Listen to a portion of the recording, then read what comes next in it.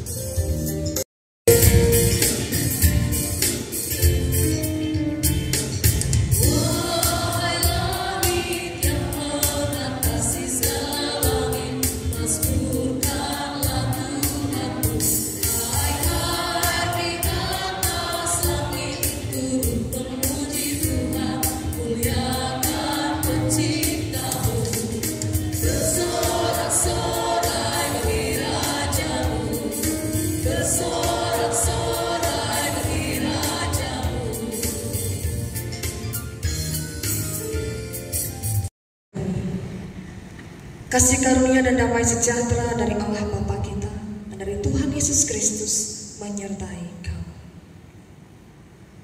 Litani pengakuan bersaud-saudan. Kasihanilah aku ya Allah menurut kasih setiamu. Hapuskanlah pelanggaranku menurut rahmat-Mu yang besar. Bersihkanlah aku seluruhnya dari kesalahanku dan tahirkanlah aku dari dosa. Biarlah kau dengan kebenaran dan sejati, biarlah kau melakukan bersama-sama.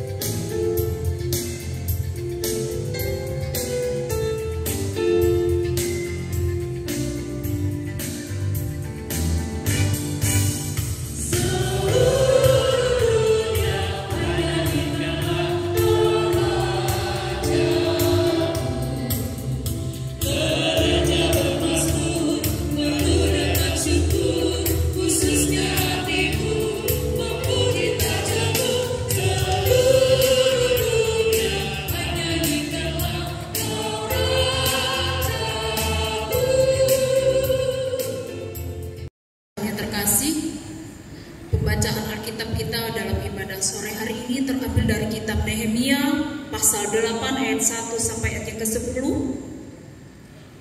di mana saya membacakan untuk kita sekalian dengan dibawa berikut. Pembacaan kitab hukum hari raya Podok Daun. Dalam nama Yesus saya akan membacakannya.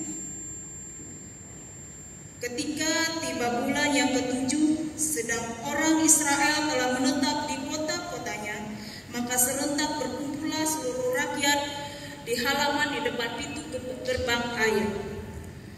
Mereka meminta kepada Esra, ahli kitab itu, supaya ia membawa kitab Taurat Musa, yakni kitab hukum yang diberikan Tuhan kepada Israel.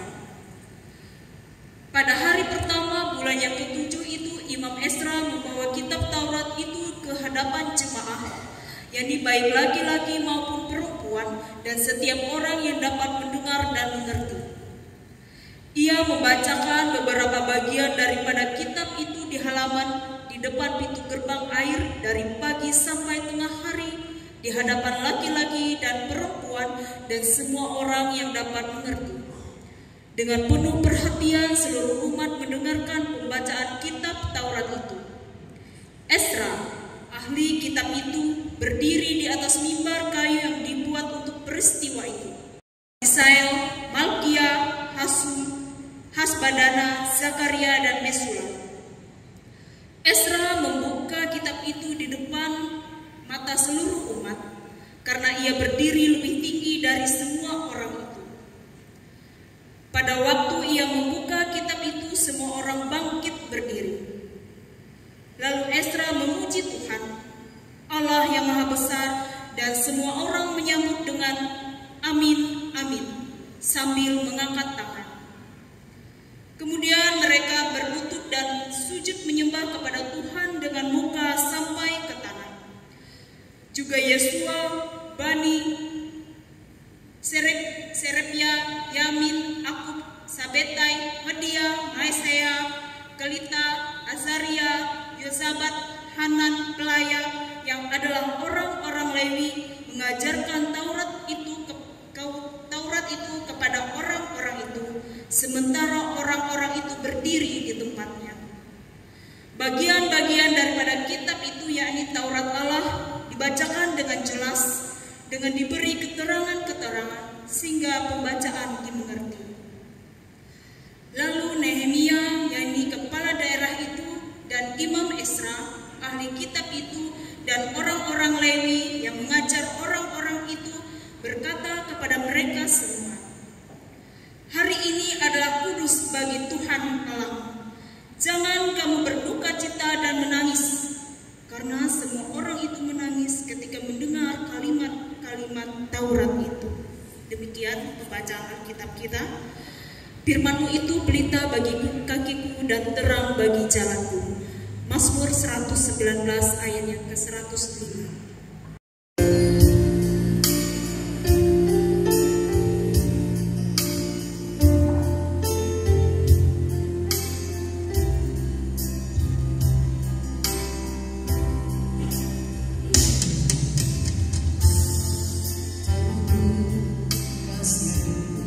Yesus, Kau telah mati, gantikan diriku.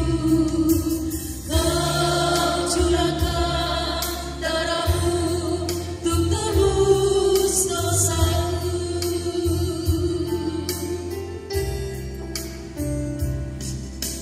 Tak terukur kasih-Mu, Yesus.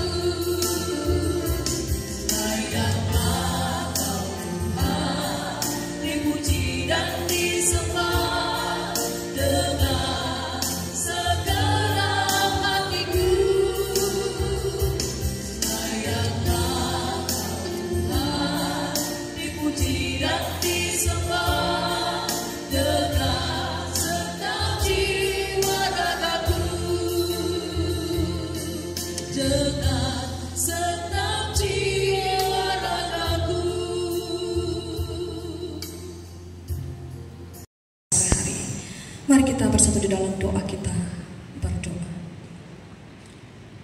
Segala pujian, syukur dan hormat layak kepadamu ya Tuhan, karena Engkau begitu baik dalam kehidupan kami, senantiasa mendampingi, menopang dan menguatkan kami, sehingga kami boleh ada sebagaimana kami ada saat ini.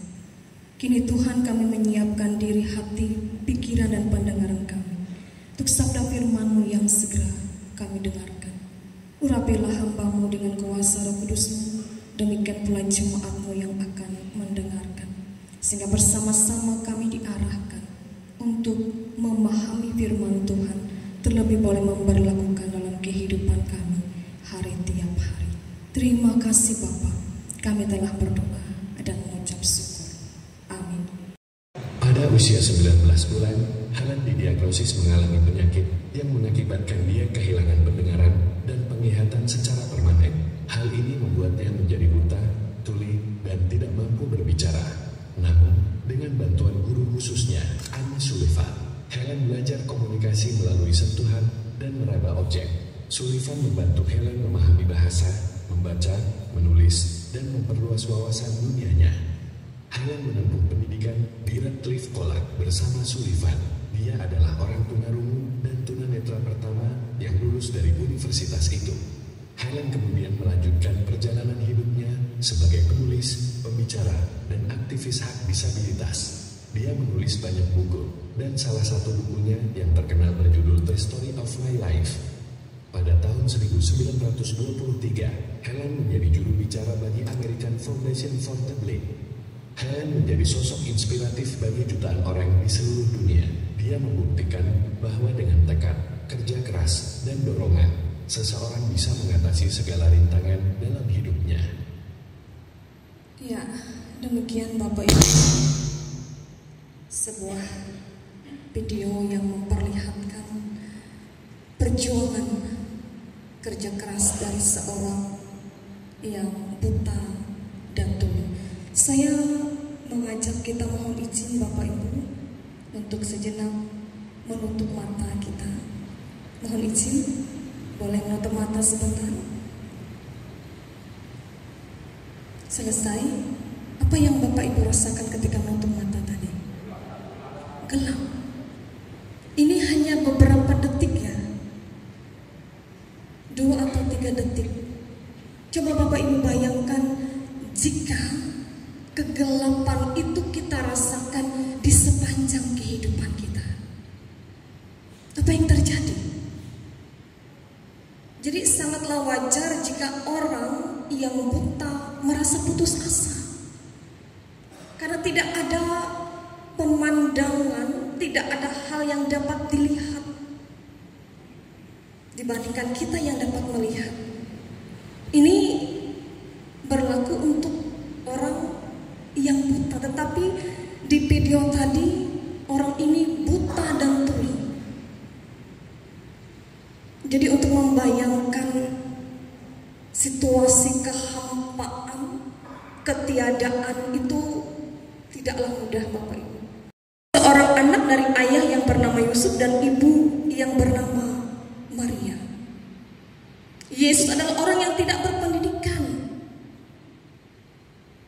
Dan mereka telah mengenal Yesus karena sudah sering mereka lihat sejak kecil. Jadi untuk apa mereka mendengarkan apa yang Yesus sampaikan pada saat itu? Sedangkan Yesus ketika ia melaksanakan pengajaran di rumah ibadat, ia memperoleh pengakuan dari Maha Besar Tuhan ketika ia dibaptiskan, sehingga ia sudah mendapatkan otoritas untuk menyampaikan kabar sukacita. Inilah anakku yang kukasihi, kepadanya aku berkenan. Suara dari Maha Besar Tuhan sendiri. Tetapi apa yang terjadi, Bapak Ibu jemaat Tuhan, ketika Yesus kembali ke Nazaret, ke kampung halamannya, ia disambut ketidakpercayaan orang yang telah mengenalnya begitu lama. Mereka menanggapinya dengan penolakan.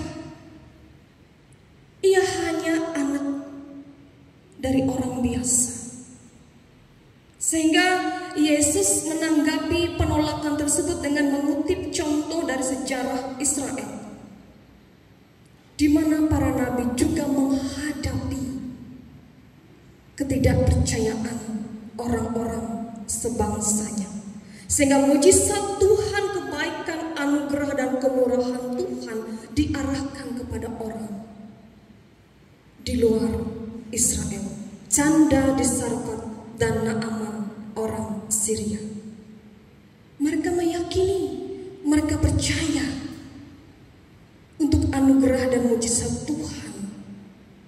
Tetapi apa yang terjadi dengan orang-orang di Nazaret? Mereka malah menolak Tuhan, dan inilah menjadi kesalahan fatal mereka yang pertama. Mereka menutup mata hati mereka untuk firman Tuhan yang disampaikan. Karena itu Bapak Ibu, menjadi pengajaran yang pertama bagi kita. Mari kita mau belajar untuk menerima pesan dalam firman Tuhan. Kerendahan hati kita dengan sukacita dan dengan rasa bahagia. Yang ketiga, Bapak Ibu jemaat Tuhan, orang Israel maupun orang Nazaret telah gagal untuk menerima teguran dan koreksi atas keberadaan kehidupan mereka. Sedangkan firman Tuhan mengatakan bahwa orang yang membenci teguran adalah dungu. Amsal 12 ayat 1. Siapa mencintai didikan, mencintai pengetahuan, tetapi siapa membenci teguran adalah dungu. Amsal 15:12 ayat 12 dan 32. Si pencemooh tidak suka ditegur orang yang tidak mau pergi kepada orang bijak. Siapa mengabaikan didikan membuang dirinya sendiri, tetapi siapa mendengarkan teguran memperoleh akal budi. Yesus Kristus telah menegur orang Nazaret atas keberadaan kehidupan mereka dengan contoh-contoh dari keadaan bangsa Israel pada zaman dahulu. Ia menyampaikan koreksinya, ia menegur mereka agar mereka mau berbalik, agar mereka mau bertobat, agar mereka mau menyadari kesalahan mereka.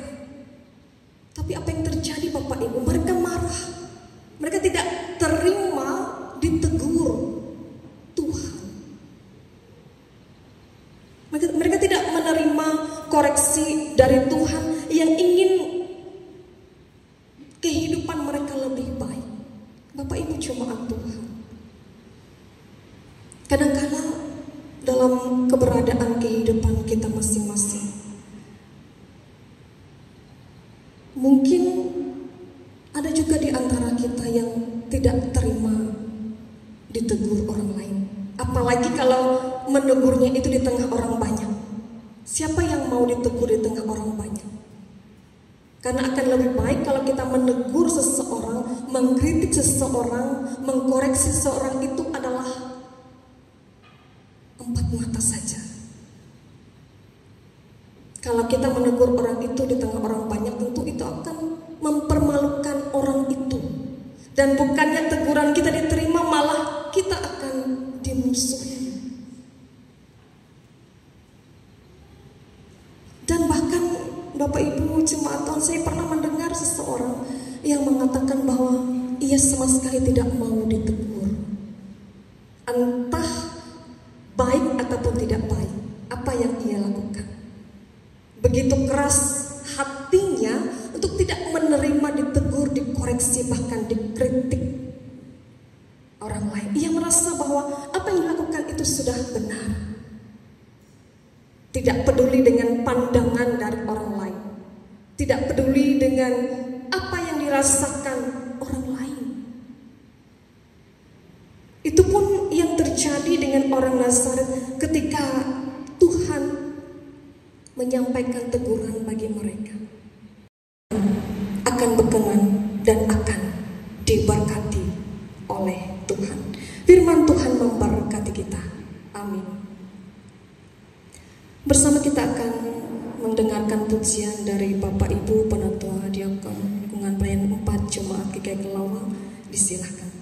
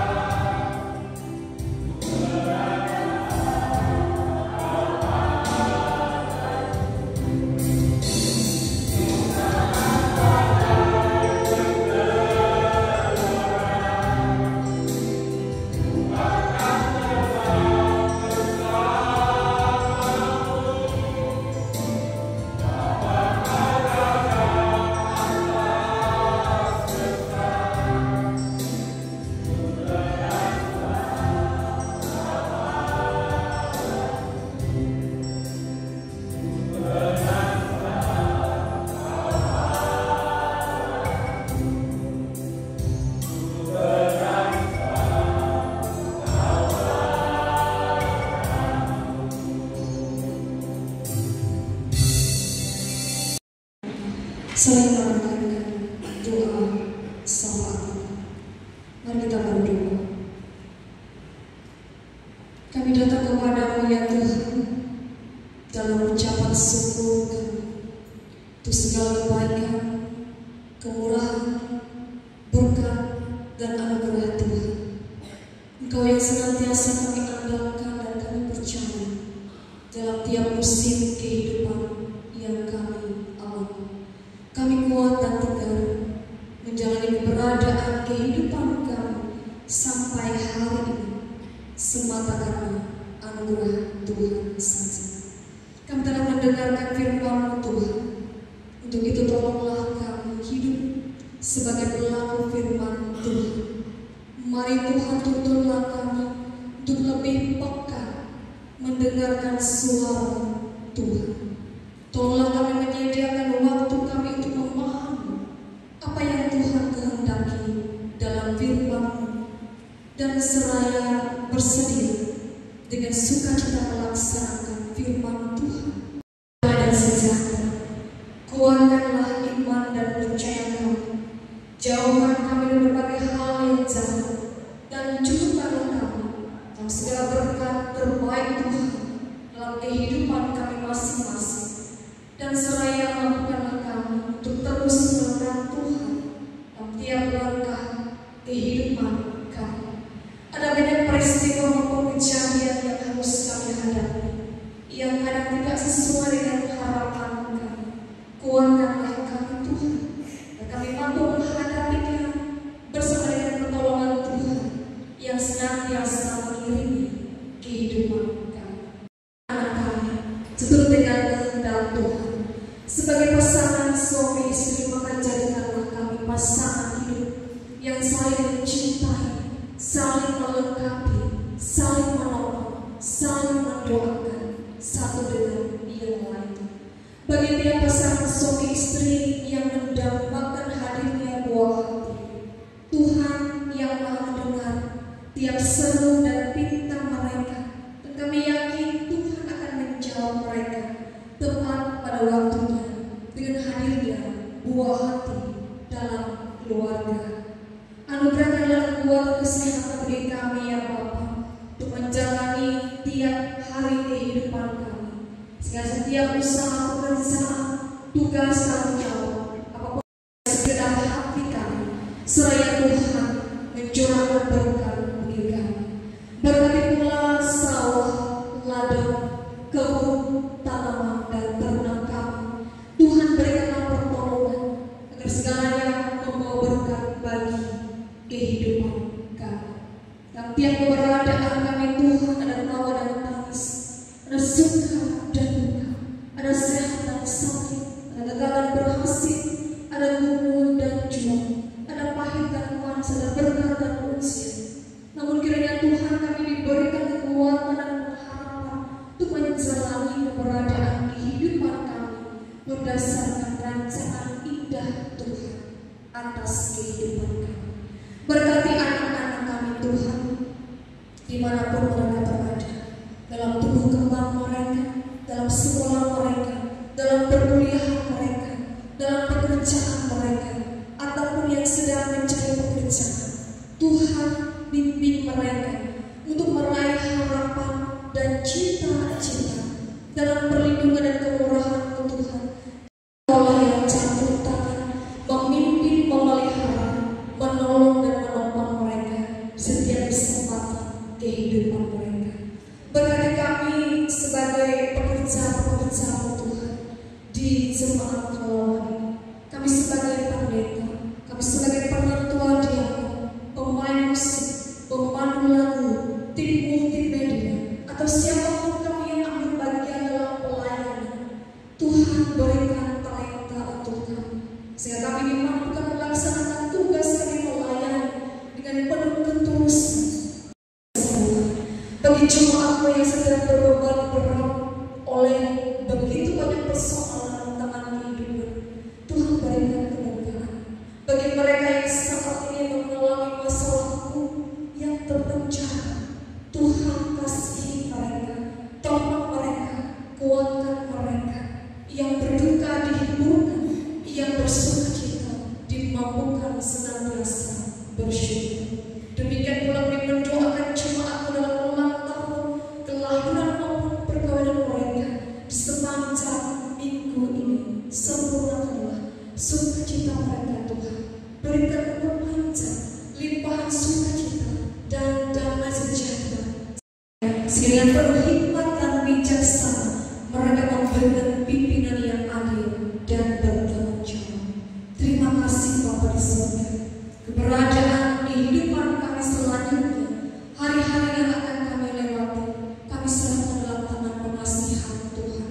Bersama dengan keluarga yang kami kasih, adalah doa seruan permintaan kami bersama yang kami akhiri mengucapkan doa demikian. Bapa kami di surga, dikuduskan namamu, datanglah kerajaan, inilah kehendak-Mu di bumi seperti di surga. Berikan kami pada hari ini untuk kami secukupnya, dan ampuni kami dalam kesalahan kami, seperti kami juga mengampuni orang bersalah kepada-Mu. Dan janganlah kami coba, lepaskan kami pada yang jahat, karena Engkau yang punya kerajaan dan kuasa dan kemuliaan sampai selama-lamanya. Amin. Dengarkanlah akan nas pengantar berikut ini, ambil dari 2 Korintus 9 ayat 6 sampai 8. Camkanlah ini, orang yang menabur sedikit akan menuai sedikit juga, dan orang yang menabur banyak akan menuai banyak juga.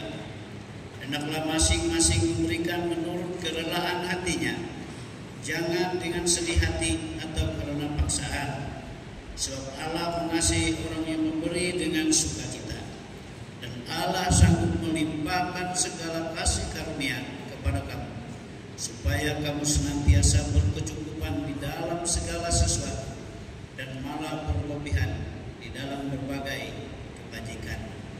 Mari kita berdoa. Ya Tuhan Bapa kami yang ada di sorga, kami serahkan persembahan syukur ini sebagai bentuk ketaatan dan syukur kami kepadamu. Kiranya Tuhan memberkatinya agar dapat dipergunakan melayani Tuhan dan sesama kami. Amin.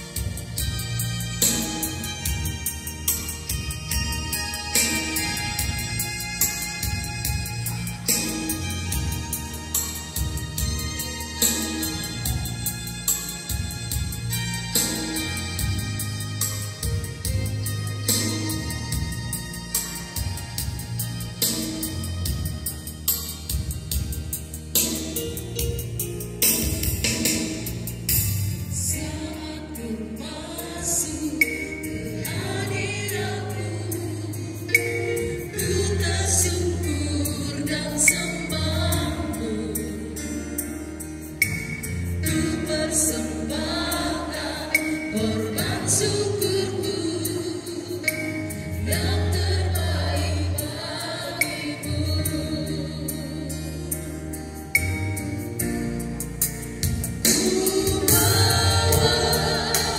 Korban syukurku ke tempat kudus-Mu Tuhan, hatiku limpah dengan syukur, sebab Tuhan baik selamanya.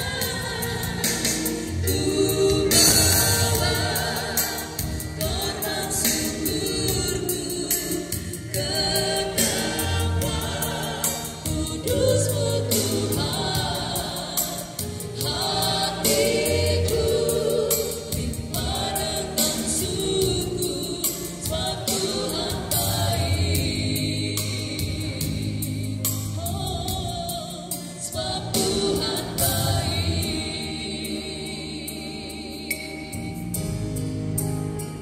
Iman Kristen bersama-sama. Aku percaya kepada Allah Bapa yang Maha Kuasa, Ahli langit dan bumi, dan kepada Yesus Kristus, Anaknya yang tunggal Tuhan kita, yang dikandung daripada Roh Kudus, lahir dari anak darah Maria, yang menderita di bawah pemerintahan Pontius Pilatus, disalibkan, mati dan dikuburkan, turun ke dalam kerajaan maut.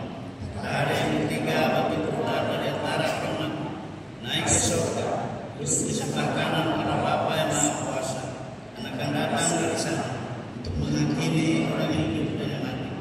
Aku percaya kepada Roh Kudus, Gereja yang kudus dan beram, persekutuan orang kudus, pengampunan dosa, kebangkitan daging, dan hidup yang kekal.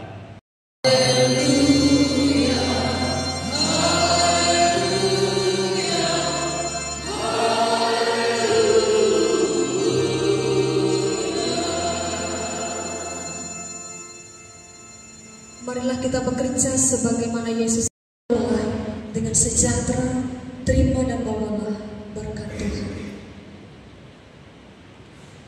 Tuhan memberkati engkau dan melindungi engkau.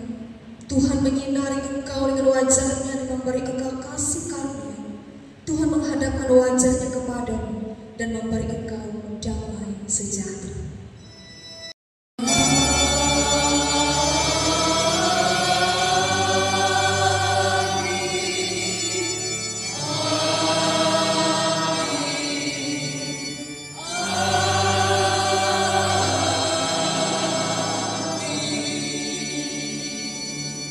Ibadah selesai, selamat hari Minggu.